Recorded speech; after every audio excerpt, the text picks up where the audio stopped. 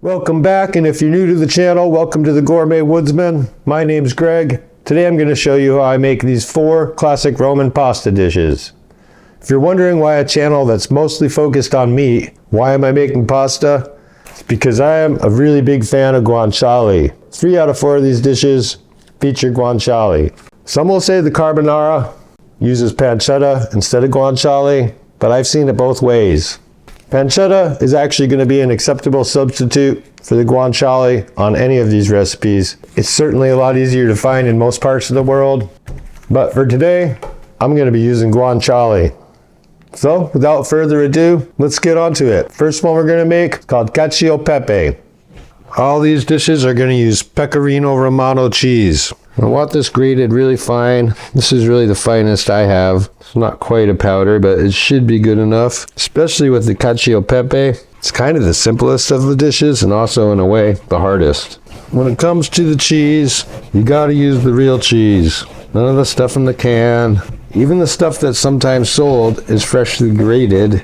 You want to look at the ingredients. Nothing with any anti-caking agents. Cellulose, even potato starch, any of them are really going to not help you with your sauce. Just make sure you're getting the actual pecorino romano.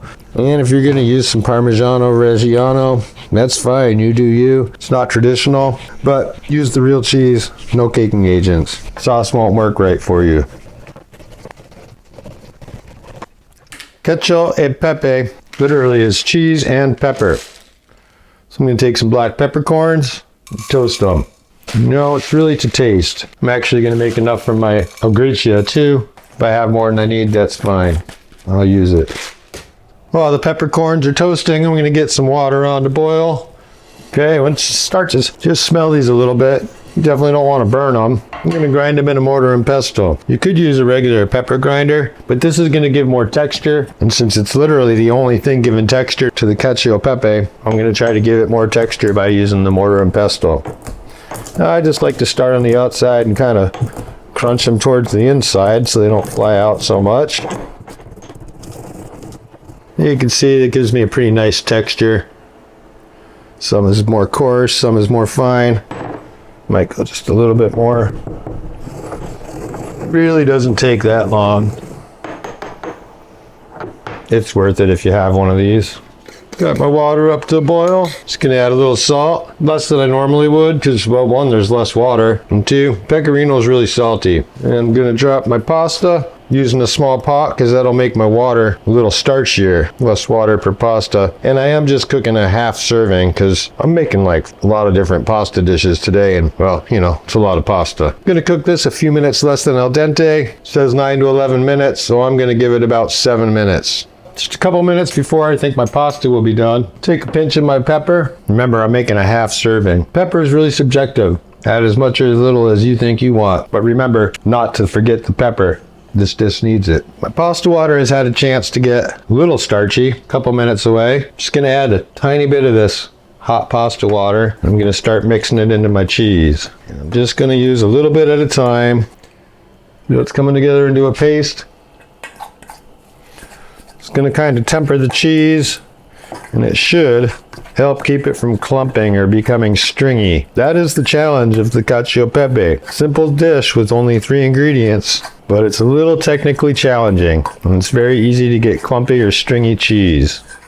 Next thing I'm going to do, a couple minutes before that pasta comes off, I'm going to get my other pan on the stove. I'm going to put some pasta water in here. Now remember, I'm taking this out quite a few minutes before al dente. I'm going to add some black pepper to that water. And this is optional, but I'm actually going to use some Parmesan cheese rind. Pecorino rind would be good if you had it, but I don't. But I think the Parmesan cheese rind will be great in there. Just add a little flavor, add a little oil to the water. When my pasta is close to al dente, I'm going to add it to this pan here, and I'm going to treat it kind of like a risotto. I'm going to constantly stir, and as the pasta absorbs the water, I'll add a little more pasta water, just a little bit at a time. That's going to make this water very starchy, which is what we'll really need to make this emulsion happen. Once my pasta is al dente to my liking, I'm going to turn off the heat. I'm going to remove this rind. I'm going to make sure there's a little bit of water in here for my cheese to melt into. And now I'm going to add my cheese paste. Start breaking it up and mixing immediately. Heat management is really the key here. If If it's too hot, it'll be a stringy mess. If it's too cold, it won't really melt. It'll just kind of clump up. That's why this dish is so simple, but yet it's kind of tricky to get right. So the reason I'm making cacio e pepe, even though there's no guanciale in here, is it's really the jumping off point for the rest of these Roman pastas. Alla gricia, pretty much cacio e pepe with the addition of guanciale. Carbonara, pretty much alla gricia with the addition of eggs. And alla matriciana, it's pretty much alla gricia with the addition of tomatoes. You'll see when I make that alla gricia how the fat from the guanciale really helps bring this emulsion together. But right now I'm feeling really good about this. This is probably the best one I've done yet. Look, no strings, just a nice creamy sauce. I'm gonna get my plate out of the oven where it's been heating up. This will seize right up if you put it onto a cold plate. Oh yeah, this looks great. Look at this sauce. I'm so happy. I'm gonna give it a little pinch of pepper, a little sprinkle of cheese, another little pinch of pepper. Cacio e pepe. I'm super happy about this, folks. I'm not gonna lie. This took me 3 times to get right. I had clumps, I had strings. I finally got it creamy. It's really about heat management. Very small window. The gricia is much easier. Oh my God. I'm super happy. Like I said, the reason I made this, there's no meat, and this is a meat-based channel for the most part, but this is the jumping off point for the other 3. So I'm gonna keep eating this and stop talking. Eat it while it's hot. We'll be back. We'll make the alla gricia. Guanciale. Gotta say, I'm a little torn. I really want to use this one just because the marbled fat is insane. And I think the fennel anise will go good with all this. But I think I'm going to use this one. This is really more typical of the size guanciale you'll probably find if you're lucky enough to find guanciale. This is a pretty big pig jowl. This is definitely more typical. With the spicy pepper, I think it will go good with all these dishes. And the fact is, this is about the right weight for the amount of servings I'm making.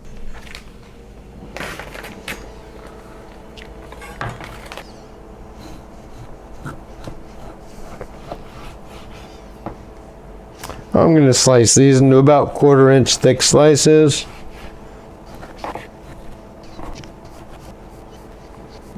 Yeah, I'll take the bigger pieces, cut them in half, and I just want to make little strips out of them.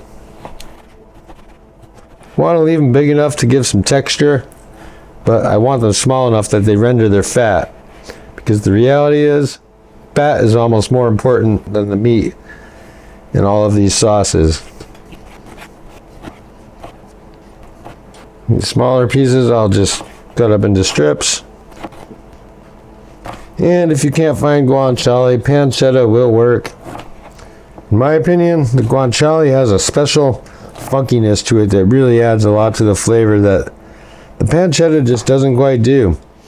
Now that we got cacio e pepe out of the way, and work on the other 3, which are really the reasons I'm making this video. Because I love the guanciale. Putting it in a cold pan, gonna turn the heat up to about medium, and I just want to slowly render this fat, because the guanciale fat is a very important ingredient in all of these next 3 pastas, really. Yeah, I like how it gets all translucent like that before it browns. It's pretty cool. This guanciale is cooked a bit. Take it out, put it on a paper towel. That'll help keep it crispy. And I'm just gonna drop the pasta. Again, I'm making just a half portion because it's kind of a lot of pasta for one day. And again, I'm gonna set the timer. 1 minute less than I think it will take for al dente. Should be perfect. All right, take this pan of grease. I'm just gonna give it a little pinch of black pepper. Let that pepper start blooming in there.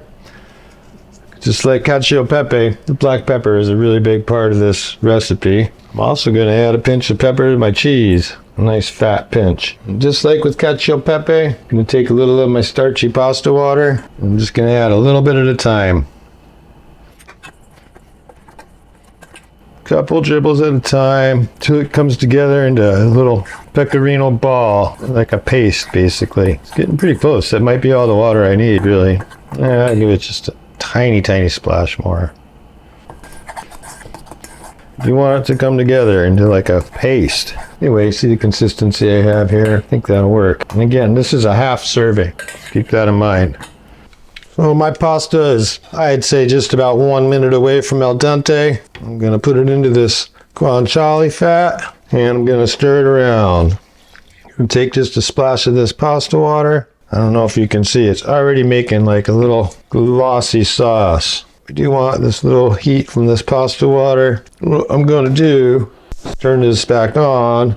It's like a medium heat. And I'm going to put my pasta water pan over that so it's just the steam warming this. Now I'm going to add in my cheese paste, a little more pepper, and another just splash of this water. Always add a little more, can't really take it out. So we do want that pasta to absorb that water a little, which is why we took it out a minute or so before it was really al dente. And I don't know if you can see, but cheese is really coming together into a sauce much quicker, much easier than it did with the Cacio pepe. It really is a tricky dish to pull off. You do want to give it some pretty aggressive stirring. If you're good at the flip thing, you can do the flip. I'm not very good at it. All right, now I can add back in my guanciale. I'll save a few pieces. Look at that. Nice and creamy, not stringy. That's beautiful. I preheated my plate in the oven because this will seize up. I'm going to sprinkle in the cheese, a little more pepper. Boom, bada bing. Call that done. Pasta alla gricia. Cacio pepe with guanciale. Carbonara, just add eggs. Alla matriciana, we're going to add tomatoes. Let's give it a go. I'll be honest, I think I added more guanciale than what I recommend in the serving, but man, I love this stuff. So like some people say you really can't have too much bacon. I'd say you can't really have too much guanciale. If you can't find guanciale, you could use pancetta, but if you use bacon, I think that just turns it into too different of a dish. And that's good. So the carbonara is going to just add eggs. I'll go over that real quickly, but I just made a video on it recently. If you want to check that video out, it's right here. I'm just going to run through that super quick, and then we'll get on to the alla matriciana, which is my favorite of these 4 Roman dishes. To make my carbonara, I'm going to use 75 grams of guanciale per serving cut into strips or small lardons. I'm going to make my cream using 75 grams per serving of pecorino romano for a traditional carbonara, or a combination of pecorino romano and parmesan reggiana. I'm going to use 1 to 2 egg yolks per serving, plus 1 whole egg for the entire dish, regardless of how many servings I'm making at a time. I'm going to use a generous amount of black pepper, and I'm going to temper my cream using a little bit of pasta water. I'm using bucatini, 125 grams per serving. I'm going to brown my guanciale and remove it from the rendered fat. Then I'm going to add my cooked pasta to the rendered guanciale fat and mix in my tempered cream. Then I'll add back my guanciale, top with some grated cheese and a sprinkle of black pepper. Carbonara. Now it's time to make my favorite of these classic Roman pasta dishes, bucatini alla matriciana. For my alla matriciana, I'm going to put my guanciale into a cold pan, set it under the stove on a low to medium-low heat, start rendering out the fat.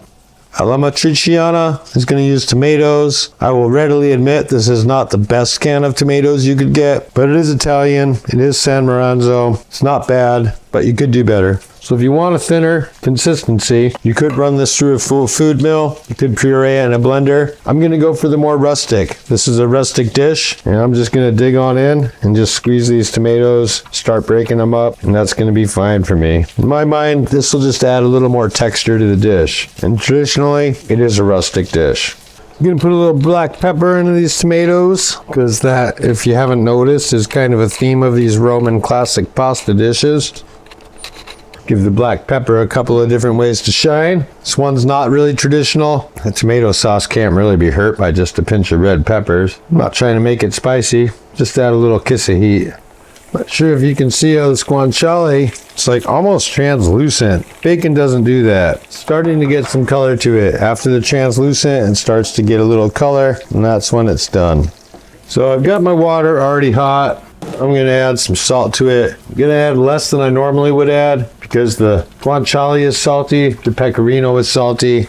I'm going to add a little more than I would to the carbonara or to the alla gricia just because tomatoes need more salt. Kind of have the minimal amount of water going that it'll take to cook this pasta. And that will make this water a little more starchy, which will help with the emulsification in the final sauce. Guanciale is cooked pretty nicely. So I'm just gonna take it out. I got a lot of fat out of that. That's incredible how much fat I got rendered. If you don't have that much fat, don't worry, this is more fat than I usually get. Next step is going to be to add this tomato right into that grease. I'm going to turn the heat up to, medium, maybe a tap above medium, but right around medium. Going to get that pasta water boiling again, which will only take a minute because it was already boiling. Mix this up a little, let it start getting to know each other. They will start becoming one. It looks like a greasy broken sauce now, but wait till you see when it's done. Now that my water has come back to a boil, time to drop my pasta. Gently encourage these ones to get into the water so that everything cooks evenly. This box says it cooks for 9 to 11 minutes, so I'm going to check it at 7 because I want it to get the last 2 to 3 minutes cooking in the sauce. Pasta's just a couple minutes before al dente, finishing in the sauce. So I'll find to drag a little extra pasta water. That's all going to help us out here in a minute. I'm going to turn that sauce up a little bit because we want to finish cooking these noodles. Honestly, I was a little short on pasta for the amount of tomatoes I had. I would have liked to have like 300 grams and probably had more like 240, 250. See how it's coming together like that? It's a beautiful thing. Add a little bit of this pasta water, a little bit of that starchy water, kind of help make the emulsion. Once this pasta is a little more cooked, I'll add that cheese. We'll want that liquid base for the cheese to have something to melt into. Yeah, it's going to be a little saucier than it should be, but I just ran out of pasta, man. Taste for al dente. Alright, we're getting into that last minute of cooking. Gonna add just a little more water. And it's time to dump the cheese mountain into the pasta, because this cheese is a huge part of the sauce. We just want to mix like hell because we don't want stringy cheese. We want that cheese to just disappear into this starchy, oily goodness. But look at that. It's like it disappeared. Everything just got a little thicker, a little more glossy. Could be delicious. And finally, add this guanciale. I'll set aside a few pieces just to make the top of the plates look pretty.